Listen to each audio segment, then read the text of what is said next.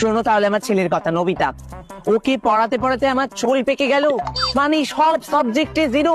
আমি তো পাচ্ছি না ওর পেছনে আর খাটতে। আরে তোমার ছেলের মাথা খেয়েছে ওই ডোরেমন। জানি গো জানি, কি আর করবো, ডোরেমনের গ্যাজেট দিয়ে আমার ঘরের কাজগুলো হয়ে যায় বলে আর কিছু বলতে পারি না। আমার সোনিয়া মেয়েটার কথা বলবো, আমার সোনিয়া মেয়েটাকে তো লন্ডনে পাঠিয়ে দেবো পড়াশোনার জন্য।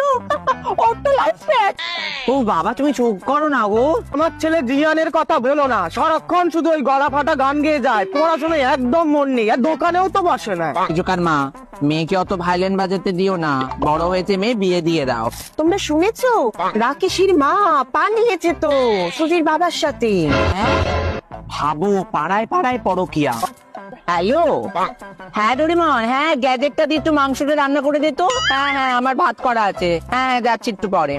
বাবা তোমার তো বেশ সুন্দর রান্না করতে হয় না। এই জিয়ানের মা, এই তোমার মেয়ে যাইকো সবসময় ছবি আঁকে। ভাবো, ছবি এঁকে এঁকে ঘাড় পুজো হয়ে গেছে, ওই মেয়েকে কে বিয়ে করবে? এই ছাড়ো তো, আমার মনে হয় আমার মেয়ে লেসবিয়ান। বলো না আমরা কোথাও ঘুরতে যাই, বরকে বলবে লন্ডনে টিকিট বুক করতে। সবজির দোকান চালিয়ে অত টাকা জোগাড় করতে পারবো না। না টাকা লাগবে না, ডোরেমন আছে তো, এনিওয়ে দৌড় ব্যাম্বু কপ্টার করে ঘুরতে চলে যাবো। হ্যাঁ তুমি চলে এসছো বাড়ি? হ্যাঁ আমি আসছি, আই লাভ ইউ বেবি। জিয়ানের মা, তোমার বর তো বিদেশে থাকে, কাকে আই লাভ ইউ বললি? জিয়ানদের স্কুলে অঙ্ক টিচার।